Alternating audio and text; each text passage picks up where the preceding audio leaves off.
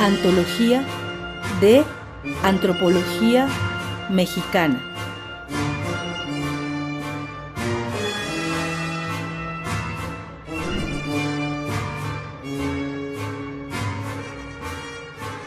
Bueno, profesor, primero de todo, muchísimas gracias de aceptar a platicar un poquito de profesora María Luisa, ¿no? Entonces, me gustaría primero empezar solicitando que platicara un poco de la formación y de la importancia de la profesora María Luisa Tarres en las ciencias sociales.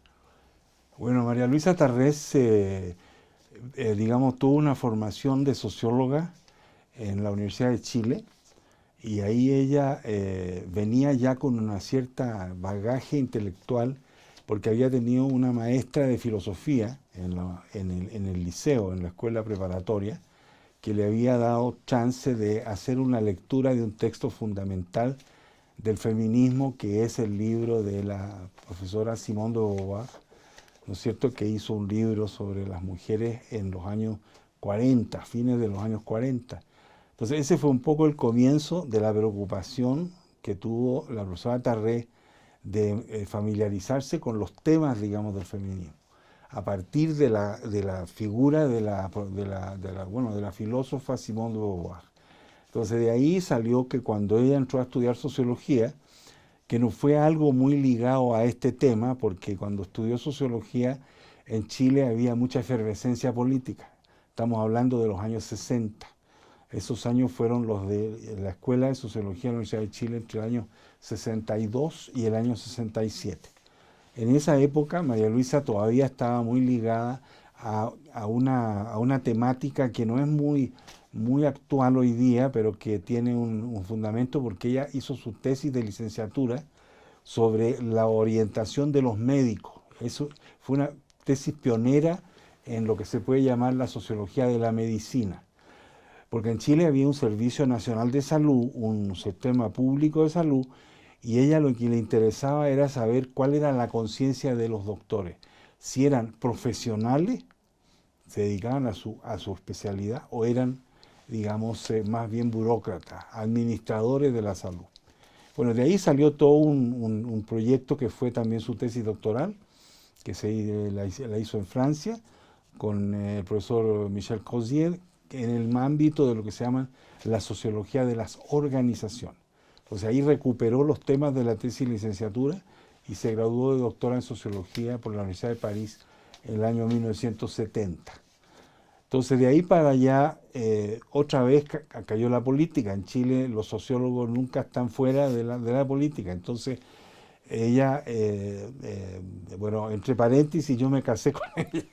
Me casé con ella en el año 67 y estudiamos juntos el doctorado en Francia, y después, cuando volvimos a Santiago, salió presidente Salvador Allende. Entonces ahí cambiamos radicalmente nuestra actividad cotidiana, porque de ser ahí escribiendo una tesis, qué sé yo, nos fuimos a trabajar en una mina de cobre que se llama Chuquicamata, en el norte de Chile, donde María Luisa se comprometió mucho con una agenda que podríamos llamar feminista, de parte, digamos, de las sociólogas y los sociólogos chilenos. Entonces eso fue un poco la antesala de lo que pasó con el golpe de Estado del 73, que nos obligó a ver dónde diablo íbamos a trabajar, y ahí entonces apareció la figura de un profesor del colegio, Rodolfo Stavenhagen, que yo lo había conocido en Francia porque había sido asistente de él, y con esa relación nos pudimos venir a trabajar a México. María Luisa no trabajó desde el año 74 que llegamos, sino que un poco después, el año 85, y ahí se inicia propiamente tal la elaboración de lo que podríamos llamar el ideario de María Luisa en relación a los temas, digamos, que tienen que ver un poco, no tanto como con el feminismo, sino que más bien el lugar de las mujeres en los procesos políticos que ha habido en América Latina. Porque en esos años, fines de los 80, principios de los 90, se dio una efervescencia muy grande. Entonces ella escribió varias cosas y se interesó, sobre todo aquí en México, en algunos temas que tenían que ver con la participación de las mujeres en algunos debates que tenían que ver con digamos, la posición de las mujeres en relación a algunos temas, por ejemplo, la carrera de las académicas, pero sobre todo un tema que tuvo mucho impacto en su trabajo, que fue la relación de las mujeres y de los movimientos de las mujeres con el aborto. Entonces, ahí se junta el tema de la participación política de las mujeres a través del tema del aborto. Entonces, ella hizo una investigación muy interesante respecto a cómo, y eso lo hizo aquí en el colegio a partir del año 90 más o menos, haciendo discutir a los actores que estaban participando del debate sobre el aborto. Estaba el gobierno, naturalmente, y después habían otras figuras como los curas, los movimientos que eran antiabortistas, una serie de cosas así. Entonces, eso para un recorrido, porque a partir de esos años 90, el desarrollo del pensamiento de María Luisa fue muy importante, y quizás de eso podemos hablar en un momento más. Perfecto, profesor. Entonces, ya que ya llamaste la atención para el aborto, que fue el artículo que yo escolhi para hacer traducción, me platica un poco de la importancia de ese artículo, es el movimiento de mujeres y el sistema político mexicano, por favor. Bueno, lo que yo estaba diciendo recién es que todo esto tiene que ver con cómo tratar la participación de las mujeres en un tema específico. O sea, porque no es la sociología electoral, no es la participación de las mujeres en las elecciones, sino que cómo se insertaban las mujeres, los movimientos, las profesoras, las doctoras, los doctores, todo. Y entonces para eso hizo una investigación aquí en el colegio donde pudo hacer participar a los actores que venían del sistema político. Por ejemplo, aquí estamos hablando un poco de la época en que el presidente de México era Miguel de la Madrid, y después vinieron los políticos de la época salinista, etcétera. Pero en todo ese proceso el problema del aborto tenía una presencia fuerte. Pero aquí habían otros actores, ¿no es cierto? Estaban las mujeres del movimiento feminista que defendían la tesis de que había que legalizar el aborto, porque el aborto era ilegal en México, entonces se fue dando una coyuntura de ese tipo. Ahí hay que destacar también el problema de la iglesia y también el tema de las mujeres jóvenes. Entonces todo eso fue parte de un proyecto donde se hizo una intervención con la participación de todos estos actores. Entonces fue muy interesante porque se juntaron aquí en una de las salas del colegio a discutir sobre todas esas implicaciones. Y los actores entonces plantearon sus posiciones frente a todo esto. Entonces aquí, como estamos en México, el poder del Estado es muy, muy cercano. Todo esto era una especie, digamos, de momento, digamos, de discusión sobre algo que estaba en la sociedad. Un tema que era muy central, fue uno de los temas iniciales de lo que se puede llamar el movimiento feminista en México, ¿no? Entonces ahí el Estado tuvo un papel porque desde la época del presidente Echeverría se había dado, ¿no es cierto?, una presencia que tenía que ver un poco con el tema del aborto que venía, digamos, del mundo, no tanto de aquí nomás, sino que en todas partes. Entonces eso fue el punto de partida, y de ahí se organizaron estas sesiones, y ahí entonces se dio una presencia de estos debates en la discusión que se estaba dando en el ámbito legislativo. Entonces en ese momento también hubo una especie de cambio, podríamos decir, de apertura. Llegaron muchas mujeres a ser parlamentarias, a ser diputadas, ¿no es cierto? Y entonces también el tema se fue a la Cámara de Diputados, al Congreso. Entonces hubieron muchos momentos entonces la forma de definir la política en el pensamiento de la profesora Tarrés está muy ligada a ese tema, y no al tema que a veces le interesa a los politólogos, no si las mujeres participan en las elecciones. En donde estaba entonces, llegaron diputadas, llegaron políticas que venían, digamos, paradójicamente, el apoyo a esta posición era muy ligado al Partido Revolucionario Institucional.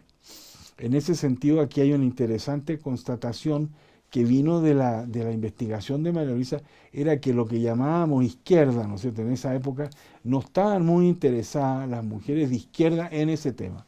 Pero no hay que olvidar aquí la presencia de ciertos temas modernos en el ámbito del PRI.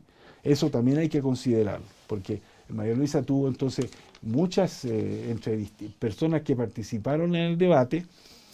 Por ejemplo, una persona que tuvo una presencia muy fuerte en el PRI en esa época, que era la ex gobernadora de Tlaxcala, y otras diputadas que fueron muy activas, muy, digamos, militantes de este tema, ¿no?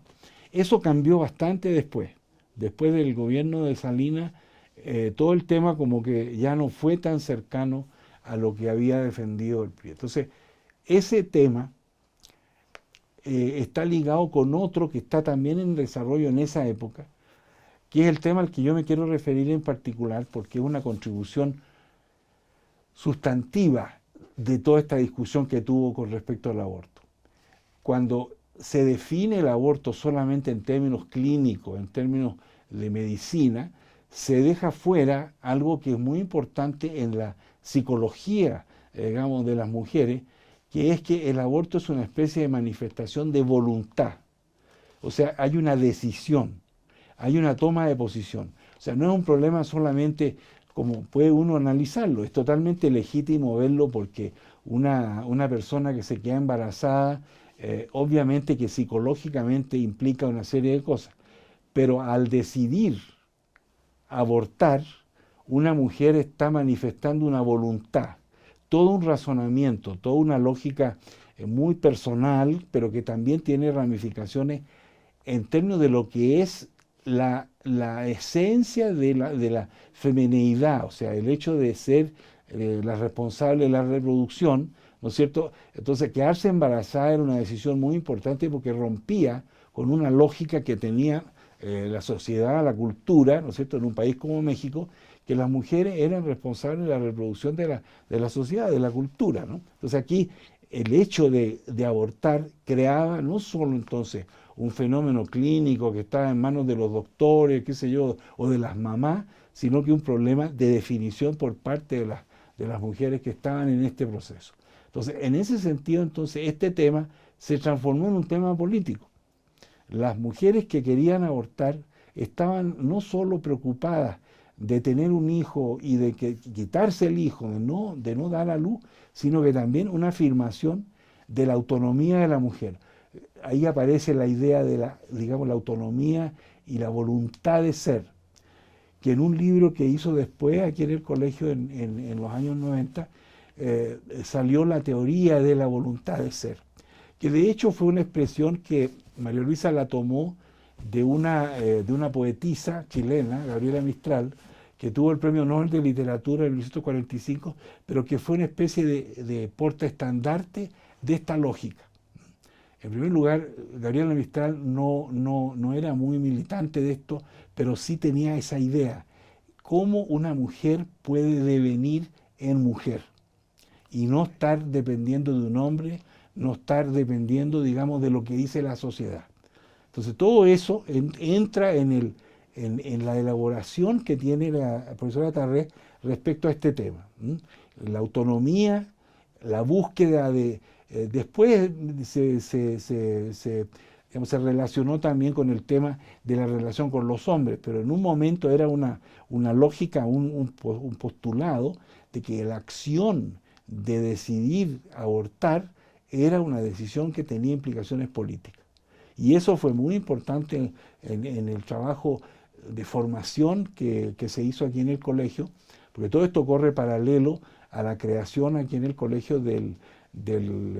digamos, de lo que se llamaba el programa interdisciplinario Estudio de la Mujer, que hoy día es un centro de investigaciones que se llama Centro de Estudios del Género. Perfecto. Entonces, profesor, ya que ya hizo la ligación, ¿cuál es para usted la vigencia entonces del pensamiento de profesora María Luisa Tarrés en términos académicos, políticos? Bueno, el hecho de que, digamos, esta es una parte, yo no quiero referirme a otra faceta del trabajo profesional de María Luisa, porque ella escribió sobre cosas de métodos cualitativos, cosas de métodos de formación, de espacios de creación, digamos, de análisis sociológico. Eso también es importante.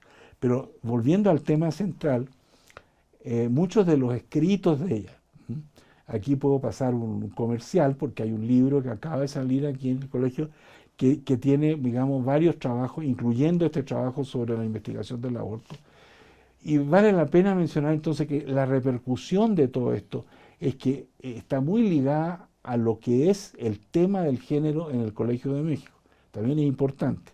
O sea, eso, estamos hablando casi de la última época. Ella vivió hasta el año 2013, pero desde los años 90, todos los años tenían cursos y sobre todo con un público de estudiantes de maestría en estudios de género que estaban muy ligadas a ese tema.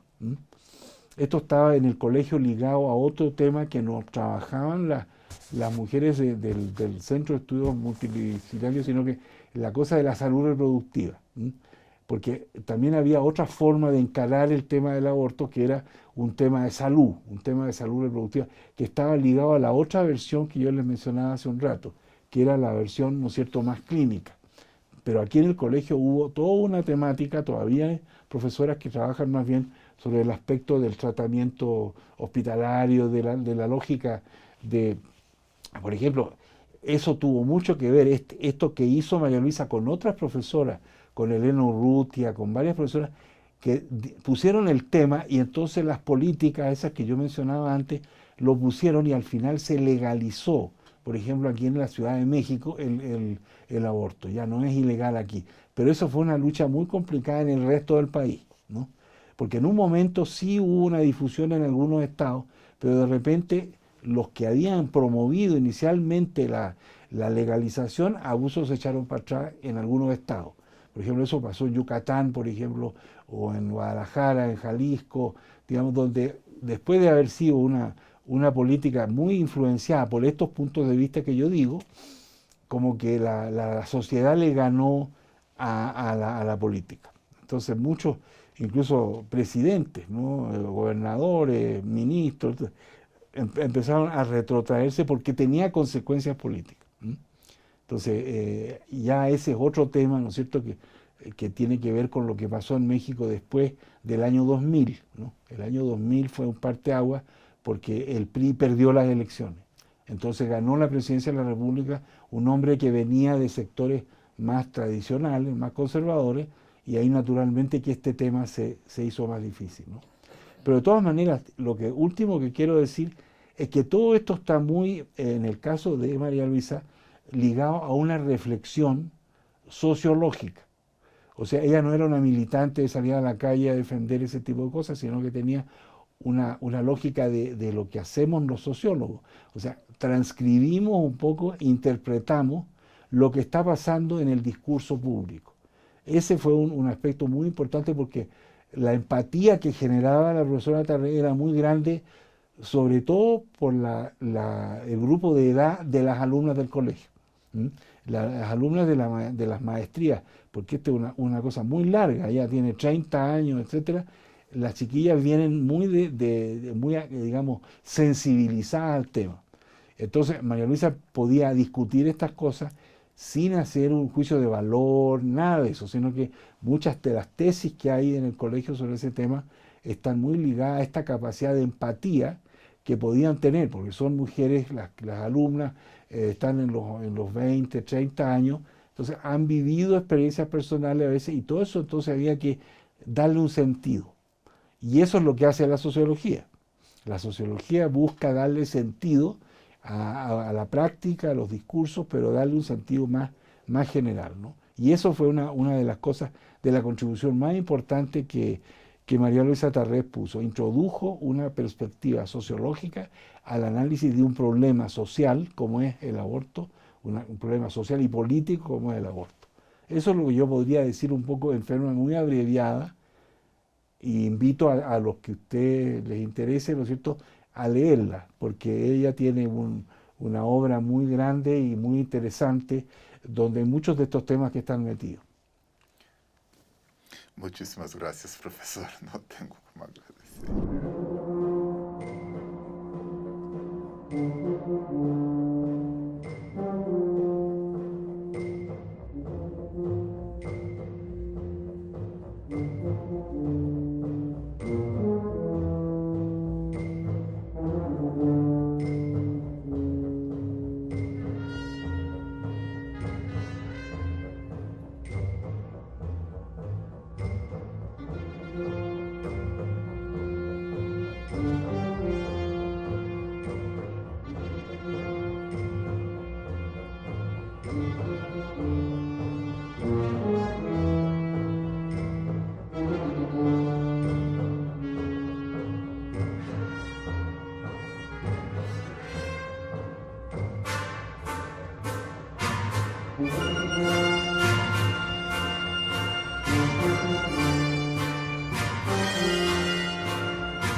Antología de Antropología Mexicana.